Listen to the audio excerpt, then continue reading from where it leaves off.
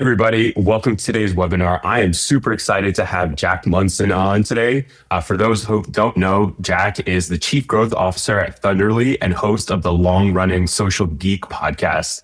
He spent years talking to franchise leaders about growth, marketing, what makes brands stand out, and that's exactly what we're going to be talking to him about today. A lot of things about the intersection of franchising, storytelling, media, and really just helping brands tell their true story and connect more with both their franchisees and their customer. Jack, so happy to have you on. Welcome. Hey, Gary, thanks for having me. Good to see you. Yeah, I mean, so, maybe before we dive into it, I'd love to just hear from you, your background, how you found your way to this form of storytelling, and just how you think about it more broadly, however you want to take that. Yeah, I started many years ago in radio, and that kind of led to more of a marketing agency type life. And about 16, 17 years ago, I was working for an agency that was based in the New York area. And we had a couple of clients that were franchises, and I had no idea what franchising was. Nobody does before they get into it, right? And the owner of the agency said, "Hey, I want you to go to this thing called the International Franchise Association." And I was like, that sounds awful. Why would I want to go to something like that, right? We were working with, these big Fortune 100 companies, and why would I want to get into franchising? Well, I went to the IFA for the first time. I think that was 2009. And long story short, I've been back every year since. I've been very active with the IFA. I've been on the supplier board, and I'm currently the chair of the marketing and innovation committee. So to say I went all in on franchising is kind of an understatement after that. I mean, you were the centerpiece of the entire convention this year. For those who don't know, there was a massive hall, and Jack was set up in the middle in this soundproof glass dome, interviewing folks and creating amazing content. Is that right?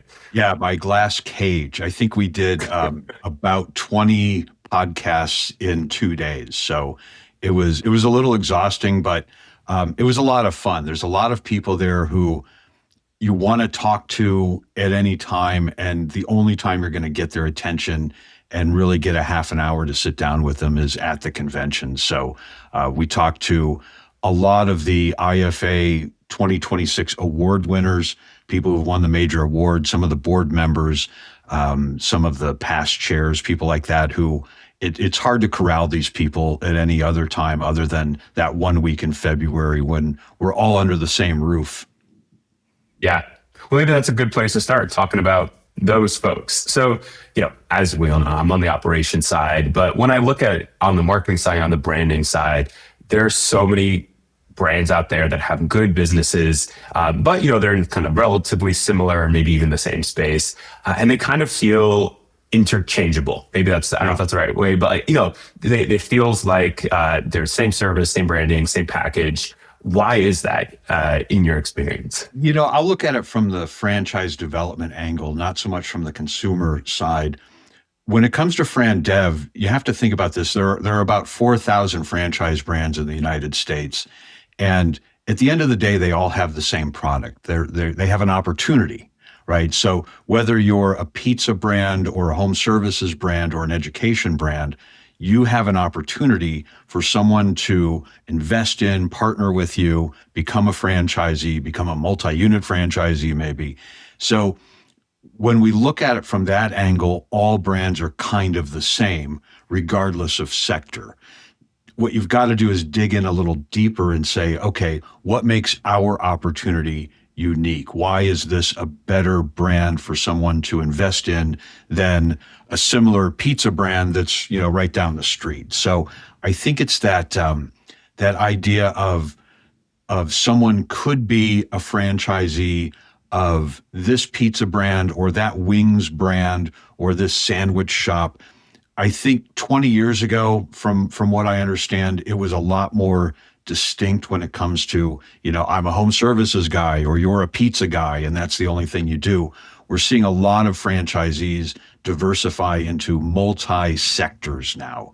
So, and I think that's a good thing for all brands and for the industry and for the community. So we've got to get to a point where you can distinguish your brand as a great opportunity, not necessarily the same way you're creating that key differentiator for the consumers, right? The multi-unit investors don't really care about your secret sauce for making spicy wings or Nashville hot chicken.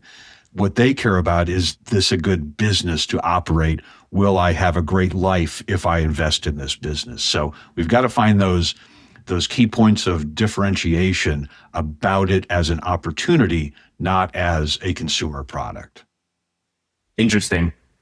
How do you make sure that you're focused on the right franchisee, right? And you just had a great distinction about multi-unit versus, the passionate single unit. And transparently, there's probably brands where they want somebody who is energized and it takes initiative, and that's the better fit for their brand. How do you make sure that the right brand is talking to the right franchisee?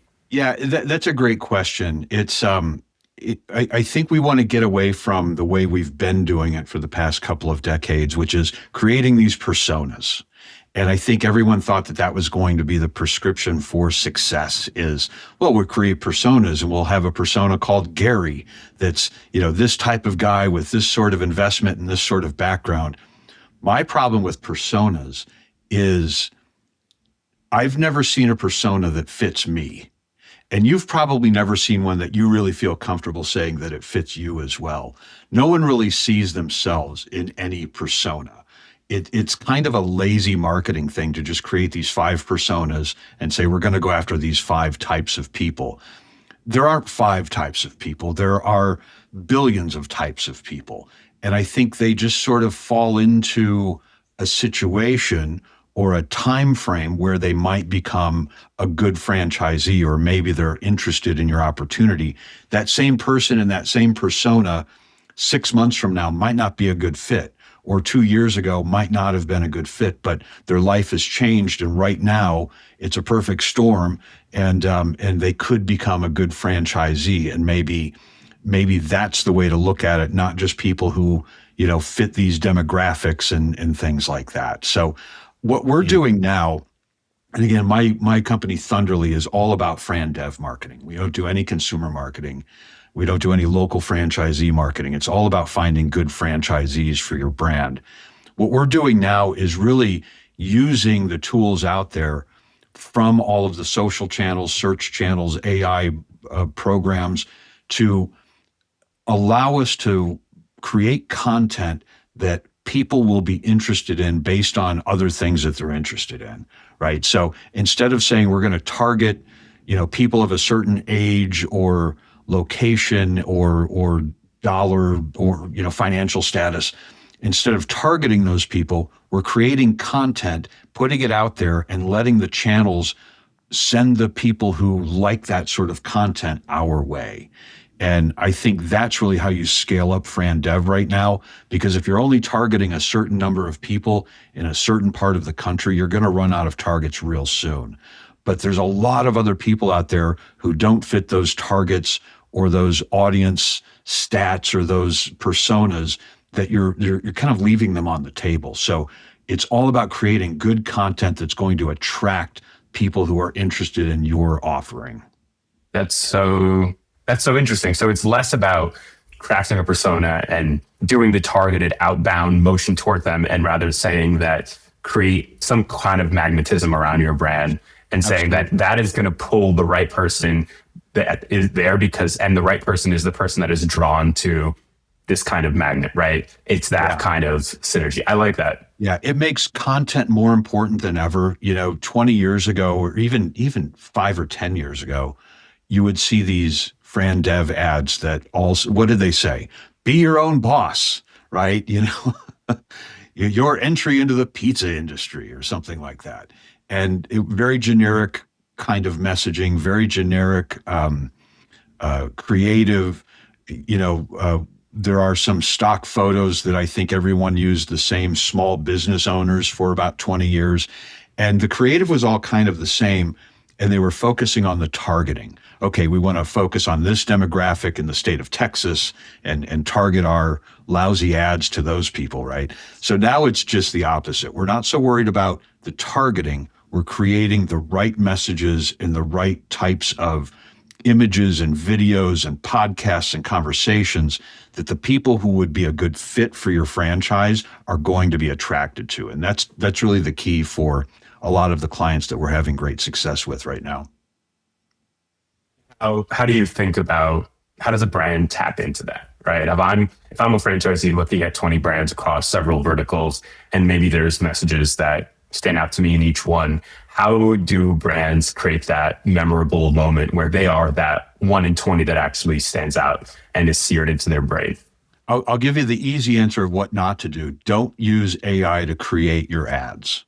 There's so much slop out there, and they're funny. They look cool sometimes, but the one thing that AI cannot do yet is tap into that human emotion. You still need good storytellers and good ad creatives to create those ads that are going to connect with people on an emotional level. I have not yet seen AI be able to do that. So stay away from the AI slop. Hire a good creative person, a good designer, a good storyteller, a good videographer. Hire a good agency. Let those people do what they do to tell those stories and reach out to those prospective candidates. Mhm.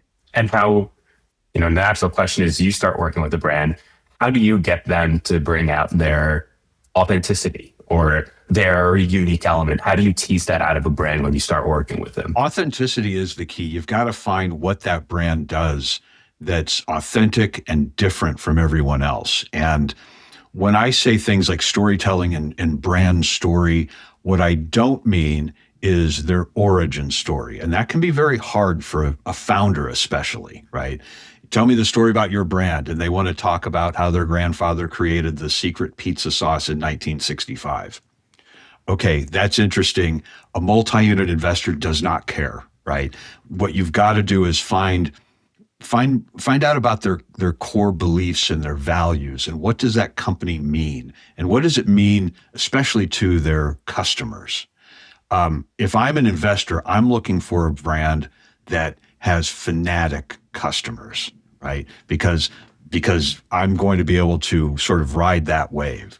So find out what the customers like about the brand and show that to the potential franchisees. That's what they want to see. Is it because of their great product, or is it because of their cool subscription service, or their convenience, or their locations, or maybe it's more of a back to the core beliefs. Maybe it's because they align with my values. We're seeing that a lot more than we were seeing that even 10 years ago. There's a whole new generation of franchisees that are selecting the brands that they're investing in by their core values. Do they align with the way I want to live my life?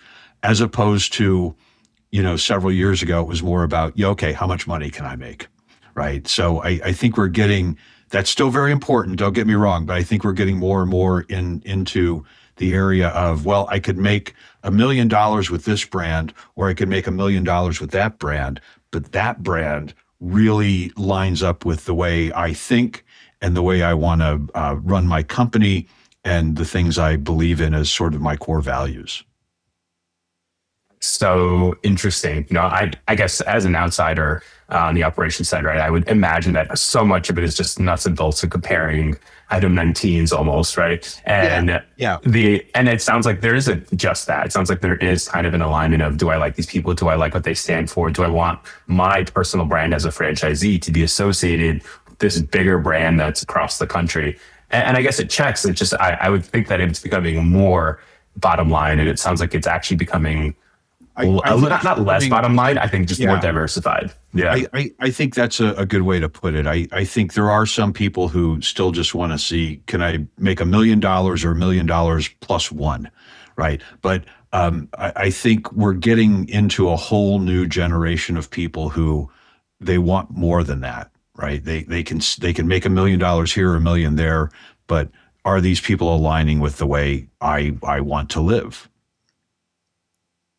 So how, you kind of walked us through a few different ones where people misstep, where brands misstep. One being on the AI side, where they have something that's a little too polished and means nothing. The other might be something where they are talking about their past rather than their present, which would be their customers, or their future, of their brand and their what's rooting them and what's carrying them forward? What are some other, I don't want to call them mistakes, but missteps that you've seen brands make and maybe continue to make?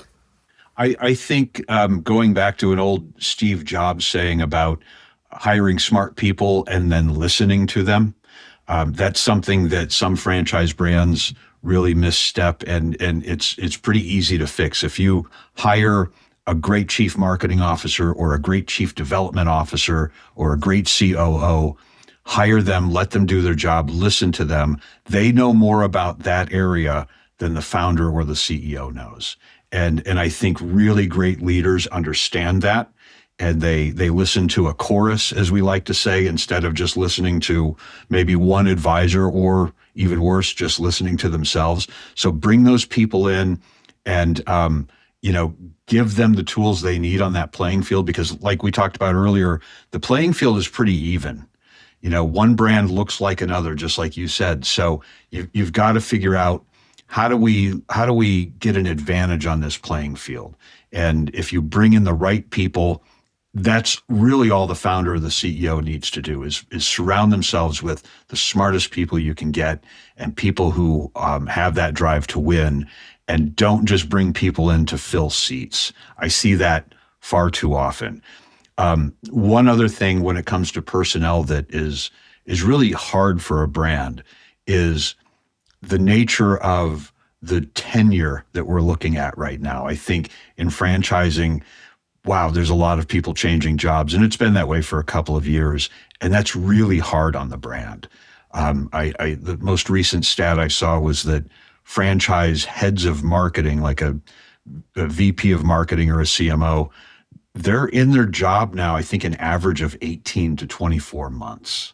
That's horrible for the brand, because if you're changing CMOs every 18 months, the new CMO is going to come in and everything that has been built upon is going to get thrown out the window, right? It's really bad for suppliers, because the new CMO is going to bring in, a new service or a new marketing agency or a new PR firm or a new CRM, just because they want to have something with their fingerprints on it. And every time you change that stuff, especially if it's been working and it's been building, every time you change that, you're starting over. So I think the revolving door of C-suite executives right now is something that's really damaging to a brand. So be very careful who you bring in. Be very careful of the jobs you choose to take. Find something and someone who's going to partner with you for a really long time so you can actually build this brand up. I've seen this happen with so many brands who, they're still at 25 to 50 units. Well, that's the size they were 10 years ago. And if you had to diagnose what's wrong with them, it's because the people have changed. So it's a new group of people going over the same territory. You don't have people who are actually building the brand up. Meanwhile, you'll see another brand that 10 years ago had 25 units and now they're at 1,000 units. And I think you've got to look at these brands and say, what's the difference? And to me, it usually comes down to the people, the leadership team, the marketing that they're doing, and the operations. That's scary, right? I mean, I'm a founder myself, right? And we're going through our own branding exercises, and we're on that journey. We're young and growing quickly.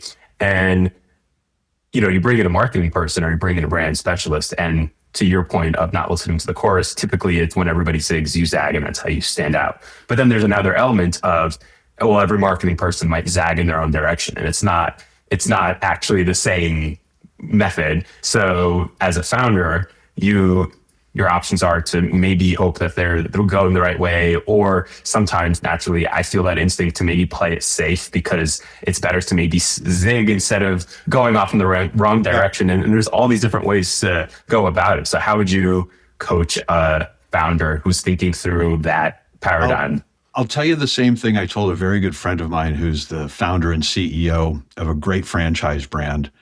And I said, if you're looking for a new CMO, think about this. Don't hire someone who's just going to say yes to every idea you have, because quite frankly, you're not a great marketer. What I want in a CMO is someone who I constantly have to say no to, because they're coming up with some crazy idea and, 3 times a month, you have to tell the CMO, no, we can't do that. We don't have the budget. We don't have the money.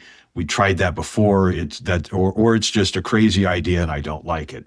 But every once in a while, that same crazy CMO is going to come up with something that's going to grow your business. So if your head of marketing isn't coming to you saying, hey, let's try this, and you have to constantly tell them no, then you might want to rethink what you're doing on that executive team, because I want somebody who's going to push and I want somebody who's going to come up with crazy ideas. That's what grows companies. So let your chief financial officer be the person that plays it safe, right? But your marketing person should be out there on the front lines, sort of leading the charge. And even if that means you have to knock them down once in a while, that's a good thing. I like that. That's advice for me. That's even as a non-franchise business, right?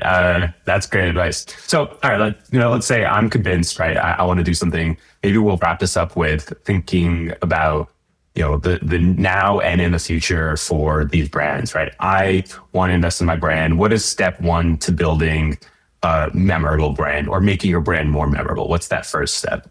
I think get the people in place and find some people who can help you figure that out. Again, it's that key differentiator. Talk to not just the same old agency that you've been using, but talk to new agencies.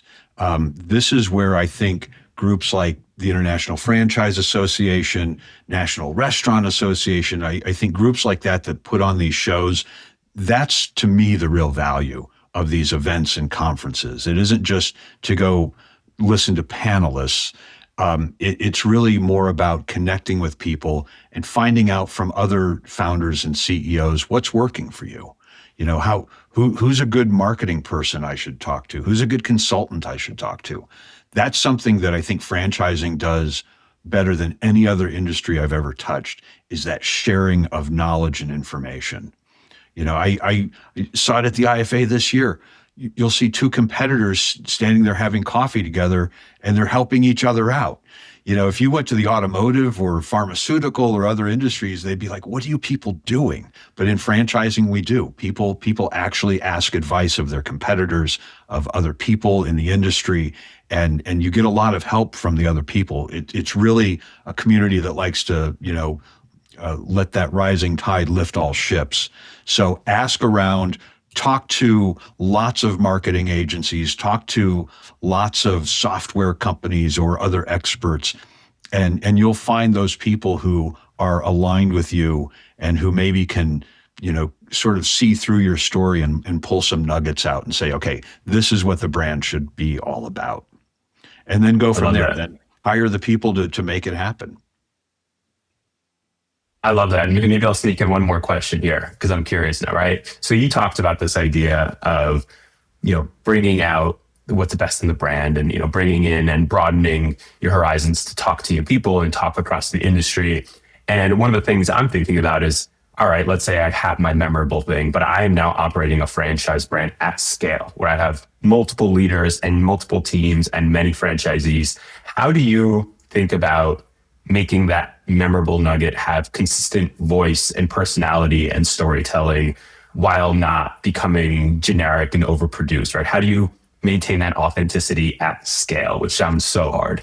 Yeah, that is sort of the secret in franchising, or maybe the biggest hurdle, is that we're not Starbucks or Walmart where you just put it out there and say, okay, every location has to do the same thing.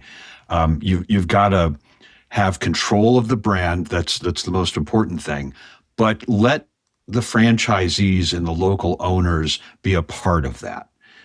They will probably come up with something that you and your C-suite didn't come up with, and listen to them as well. You're not going to do everything that a franchisee says that they're going to do or wants to do.